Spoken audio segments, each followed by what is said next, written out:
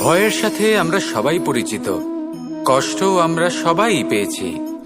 কখনো কখনো আমরা অসুস্থ হয়ে পড়ি, আর এমন সময় হলে মাতার মমতা, কখনো বাবার স্নেহ, কখনো বন্ধুদের পাশে থাকার অনুভূতি আমাদের রোগ নিরাময়ে সাহায্য করে।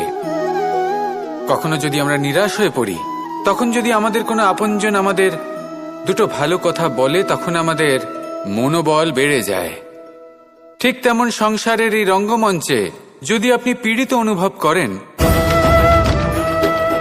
কিছু শুভ কথা আলোচনা করুন, কিছু স্তুতি গান করুন, কিছু মুহূর্তের জন্য হলেও নিজের ইষ্টদেবের কথা স্মরণ করুন আর প্রার্থনা করুন।